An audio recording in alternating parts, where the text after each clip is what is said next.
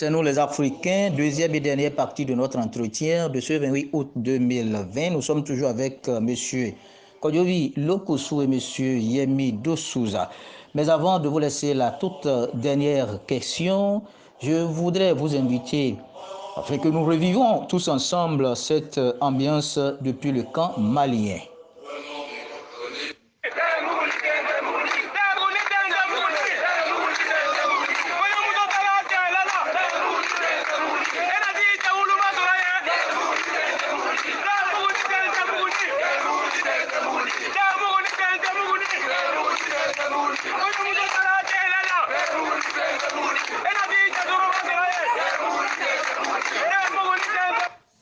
Voilà, cette ambiance festive depuis le camp malien, Monsieur Kodjovi Lokossou, quels sont vos sentiments à vous?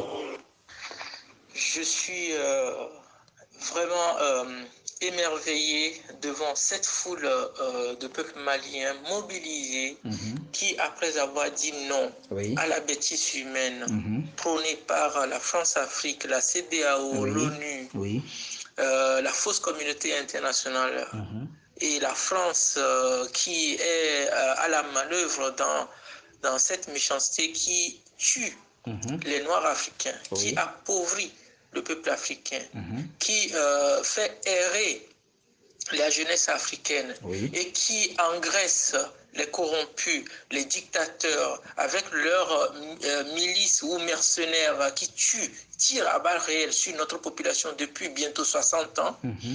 Aujourd'hui, le peuple malien, tout comme le peuple du Burkina Faso, a démontré que nous ne sommes pas d'accord qu'on considère les Noirs comme les esclaves de la terre et que des nègres qui sont cooptés dans des sectes des Européens soient donc les bourreaux qui tirent et qui volent, qui pillent la richesse de notre peuple.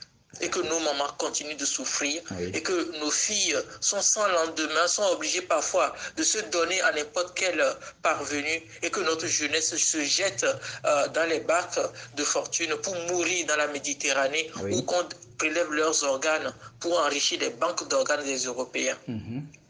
Je suis vraiment fier du peuple malien pour ce combat qu'ils ont mené jusqu'au bout et surtout fier de l'armée malienne qui, contrairement aux autres armées, comme les armées au niveau du Togo ou de la Côte d'Ivoire, n'ont pas tué, égorgé leur population, ni tiré sur des enfants. Mais ils sont allés sans verser une seule goutte de sang pour chasser le corrompu et son équipe et pour remettre le pouvoir au peuple. C'est ce que nous attendons de tous les Africains, cette solidarité dans notre avenir. Et ça, nous entendons ça de toutes les armées de l'Afrique de l'Ouest, jusque dans toute l'Afrique, pour que l'Afrique soit libérée de la fausse indépendance, du néocolonialisme, qui est une corruption qui détruit nos vies, qui est en train de détruire nos terres, qui vend à moindre frais nos biens aux riches de la terre. Je remercie beaucoup le peuple malien. Merci aussi, monsieur Kodjovi. Mais je voudrais vous poser une petite question là. Qu'est-ce que vous avez remarqué, qu'est-ce que vous avez constaté un peu avant peu avant l'opération, peu avant le renversement? Qu'est-ce que vous avez constaté? Qu'est-ce que j'ai remarqué? J'ai remarqué que par un seul acte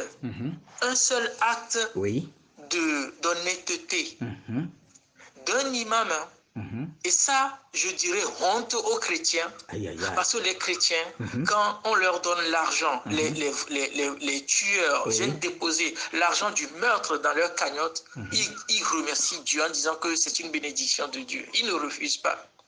Les pasteurs chrétiens qui peuvent se moquer des musulmans en disant ils sont barbares, ils sont ceci et leur Dieu, Mahomet connerie, d'accord? Mais ces pasteurs, c'est eux qui se sont corrompus avec les dirigeants de la terre pour tromper le peuple avec les fausses promesses, les faux espoirs dans les églises. Et les gens sont en train de veiller nuit et jour pour prier, pensant que c'est en priant qu'ils vont se libérer de la souffrance. Alors que ceux qui dirigent, c'est eux qui volent l'argent du peuple. Les pasteurs sont incapables de dire la vérité. Ah, d'accord. Mais ces pasteurs vont prendre de l'argent. Il y en a qui vont à l'omé de prendre de l'argent. Il y en a qui travaillent de main à main, qui prient même pour ces dirigeants corrompus, qui prennent cet argent. Mais l'imam, un imam, on lui a donné de l'argent, des millions. Il a montré ça à la télé, qui ne veut pas prendre de l'argent. On lui a apporté, le premier ministre malien, sur ordre du président du Mali qui est déchu maintenant, a apporté un sac d'argent à l'imam. Il a dit non, je ne veux pas prendre. Ce que je cherche, c'est qu'on respecte le peuple. Quel pasteur a fait ça au Togo, au Bénin, dans nos pays, en Côte d'Ivoire, en RDC? Aucun. Ces pasteurs, plutôt, ils trompent notre peuple en disant si on vous frappe sur une joue, présentez l'autre, alors que c'est un mensonge que les colons ont mis dans la Bible. Je suis vraiment peiné que ceux qui pensent qu'ils connaissent mieux Dieu, ils ne font rien pour délivrer leur peuple, pour dire la vérité à leur peuple, ou bien pour refuser l'argent de la corruption. Mais un imam a refusé et voilà le résultat aujourd'hui. Par le biais de l'honnêteté de cet imam, le peuple malien a été libéré par son armée. L'honnêteté de cet imam a sauvé tout un peuple. Alors, Monsieur Kodjovi, je voudrais savoir, est-ce une publicité pour les musulmans? Vraiment, je suis très très peiné par cette église, ces églises des chrétiens et le mensonge qu'ils véhiculent pour endormir.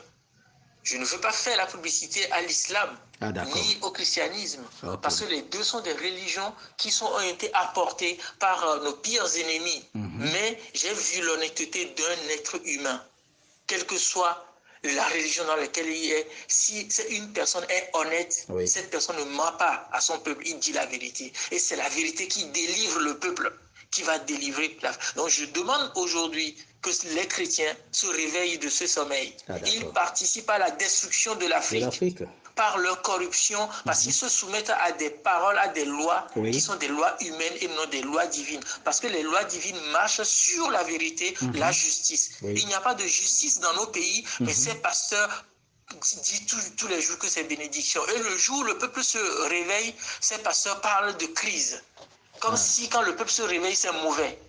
Je vous remercie, c'est votre frère Kodjovi Lokossou, sur la grande révolution que le peuple malien, avec son armée honorée et honorable, a accomplie. Monsieur Kodjovi Lokossou, je ne vais pas encore vous laisser partir. Alors, vous venez de parler d'une révolution. Je voudrais savoir si cette révolution malienne peut-elle contaminer le peuple togolais, le peuple camerounais. Enfin, est-ce que cette révolution peut contaminer le reste de l'Afrique? Très bien. La révolution malienne est déjà en train de contaminer tous les autres peuples africains. Ça ne se voit pas, mais ça commence par remuer partout.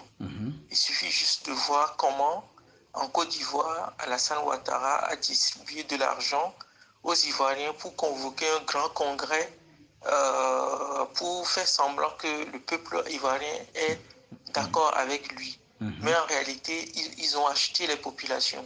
Donc ça veut dire qu'ils ont peur que quelque chose ne se passe. Donc, ils ont mis l'argent devant. L'argent qu'ils volent, l'argent des morts, l'argent des cacaos, souillés du sang humain, l'argent du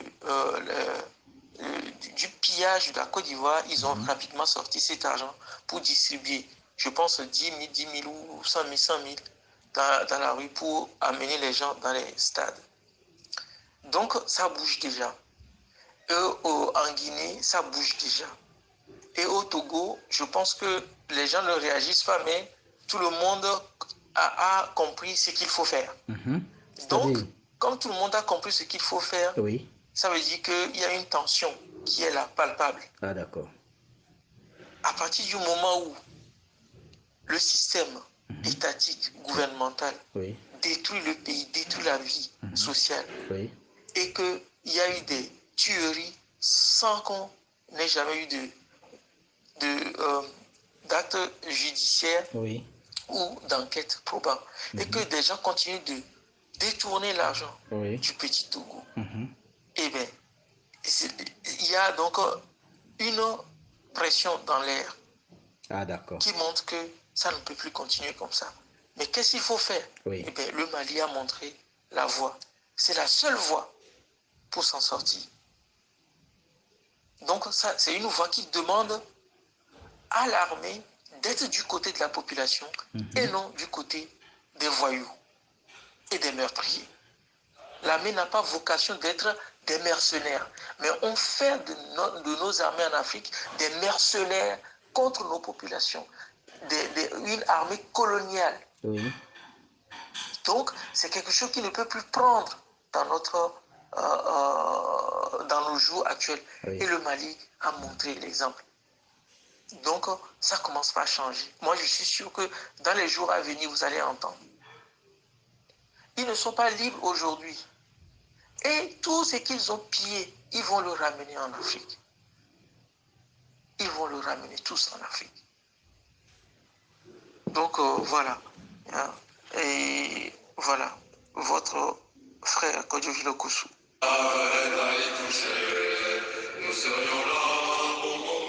Eh bien, c'est fini pour le compte de ce vendredi 28 août 2020. C'est parti pour un autre numéro. Alors, merci chers Africains, que l'Africain qui a les oreilles pour entendre, entende.